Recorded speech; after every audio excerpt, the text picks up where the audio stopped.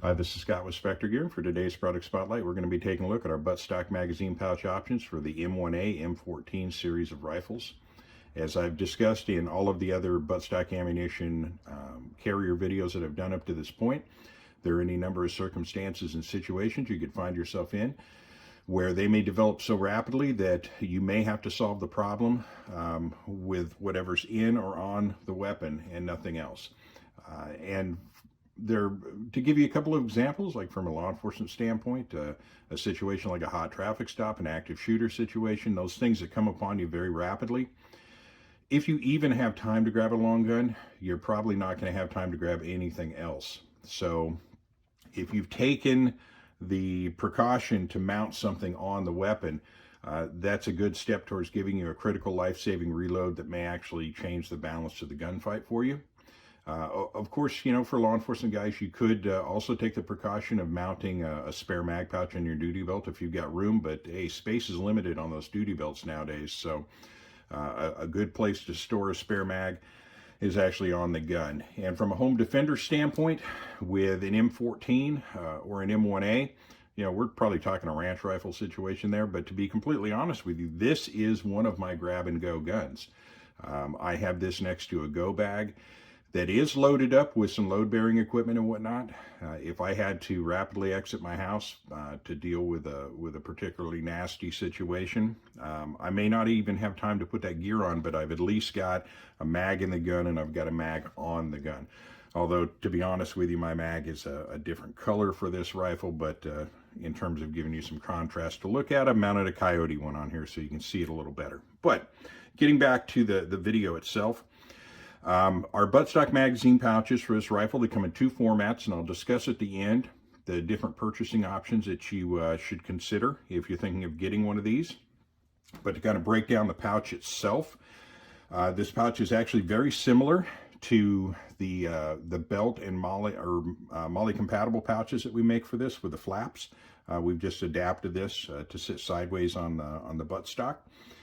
But what we've got here is a flap with a Velcro closure, and the flap itself, and we'll start with that first. We feature our, we call it a vertically oriented pull tab if it's a pouch that's mounted on your body. In this case, it's mounted in a horizontal orientation. But the point is the actual pull tab faces forward or towards the top of the flap. And the reason for that is if you have to reach over or under the weapon, we wanted to limit the amount of distance you had to reach in order to get a hold of the pull tab. If you had a pull tab that was extending off the end of the flap in this region here, there's a couple of considerations in terms of a buttstock magazine pouch, particularly if you have this shouldered up. You're not even going to have any room to reach in and fish out that pull tab. And furthermore, we don't want you to have to reach any further back than you have to in order to access this flap and get it open. So with this tab, it's much closer to where your hand is going to be coming up under to reach, and all you do is just simply access that tab, pull, and you're good to go. The flap is now open. The flap itself is constructed of two layers of type 17-337 webbing, and there's an adjustable Velcro system inside, and let me pull the mag out and I'll show you that. To adjust and accommodate for the different lengths of mags, because we do use the same pouch for all of our battle rifle applications, whether it's the M1A, M14, the G3, the FNFAL. They all share the same common pouch. They just differ in terms of the adapter that attaches to the actual buttstock. But the flap is vertically adjustable, and what that means is there's Velcro hook on the inside of the flap, and there's corresponding Velcro loop on the back face, so that you can extend or contract this flap as necessary based on the length of the magazine. The pouch body is constructed of two layers of 1000 denier Cordura nylon. It's one continuous piece that's folded over to give you two layers of Cordura on the inside and the out. The pouch mouth opening is kind of interesting. You can sort of see the stitching here. And what we've done is at the fold point for the pouch body, we've inserted a piece of 1-inch type 17-337 webbing. And what this does is it reinforces the pouch mouth to give it some more rigidity to make it easier to get the mag in and out of the pouch. We also did that to create a non-snag opening for the pouch mouth itself. The M14, much like the FNFAL, is a rock and lock system, and it features this large tab on the back of the magazine. If you have any kind of edge binding on the inside of this thing or any snags at all, this will catch it all the way out. So what we've done is created a system where there are no snags. This comes freely in and out of the pouch with no problem.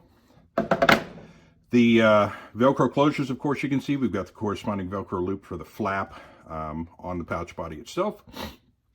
And that's kind of about it. The back face, I should talk about that for a moment, and I'll show the actual inside of that in just a second. The back face is 2 layers of 1000 denier Cordura nylon, and that has 2 layers of type 1250 ballistic nylon within. So a lot of heavy-duty, robust materials are included in this particular pouch. Now, how this attaches to the weapon itself, I'll turn this over so you can kind of see from this angle.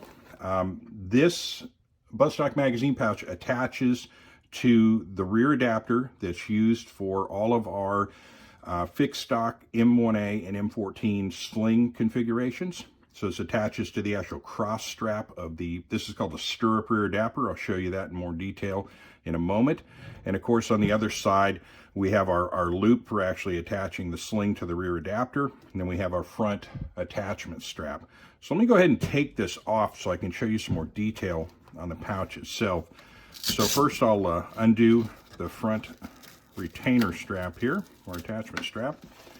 Simply fold the pouch back. We'll pull or open up the rear adapter and slide that off. And let me get the rifle out of the way so we can have a little bit more room here. And I'll kind of make that, pretty that up in just a second. Okay, and we're back to it. Make sure I don't knock this rifle down. Okay, let me close this all up, and I'll show you kind of how it's going to look coming out of the package if you buy one of the formats. And again, there are 2 different formats that you can purchase this in, and I will discuss those in just a moment. So let me close this all up. So as you can see, well, actually, I should have this open in order to show this to you. And I'll disassemble this, and in the process, I'll also show you how to set this up for a right or left-handed application, because this is completely ambidextrous.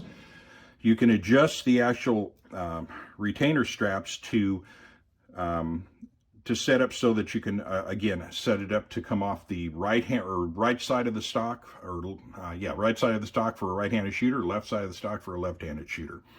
So pop this off real fast.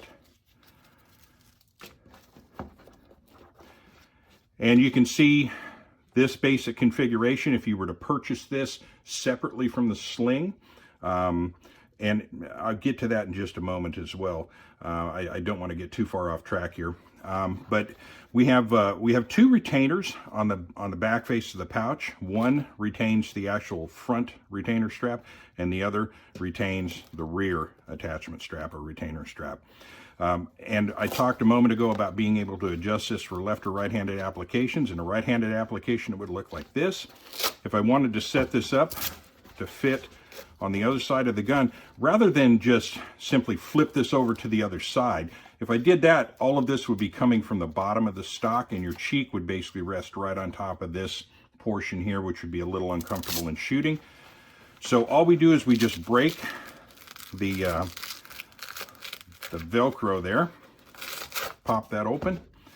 I would then turn this around so that it's now going to come from this side. Pull it down. And then I'd take this rear attachment strap, run it through this retainer here. Again, it's retained by that Velcro right there. And now we're set up so that if I attach this to my cross strap on the stirrup rear adapter, this is now going to be located to the left side of the stock for a left-handed shooter. Again, makes it a heck of a lot more versatile. And that's really about it to talk about the pouch. There's not much more to describe, but I will now talk about the different purchasing methods that you can apply to this. It's been on the site for a while now. We spelled it out in writing, but occasionally it gets missed. And what happens is people will see this and they'll buy this, and they'll buy just this because we offer this as a kit to be attached to a sling that you already own or a sling that you are purchasing. If you do so, you're going to get the pouch with the front attachment strap. There will be nothing attached at the rear, because the intent there is this is going to go on a sling that you already own, which has one of these rear adapters, or a sling that you're purchasing for an M1A that has one of these rear adapters on it. And we do that to save you some money, because if you buy the standalone unit that comes with the rear adapter included with the buttstock magazine pouch, it's a little bit more expensive. So in order to save you a bit of money, if you're purchasing a Specter Gear M1A or M14 type sling, or you already own an M1A or M14 type sling that has one of these types of rear adapters, you can purchase this kit to attach to that sling that you own or are going to purchase. However, if you are not going to be purchasing a sling and you do not own a sling, and all you want to do is be able to mount a buttstock magazine pouch on your rifle, and you're not concerned about the sling, you're going to need the rear adapter. So that is when you buy the version that shows rear adapter included, and you will receive the rear adapter to actually attach to the weapon. So to recap, if you already own a sling or you're purchasing a Specter Gear M1A or M14 sling, and you don't need the rear adapter because you already have it or you're going to be getting it with your sling, then purchase the buttstock magazine pouch kit, and it'll come like that. If you do not own a sling, or you do not intend to buy a sling, and you just want a magazine pouch to mount to the buttstock, buy it with the rear adapter provided. And it's spelled out pretty clearly in the index page for this. And with that, that's really about it. I will say, as I always do, these products, as all of our other products, are manufactured right here in the United States and Visalia, California. And for more information or purchasing, you can contact us at www.spectergear.com. And with that, I'll bring this to a close. Thank you for listening. Have a great day.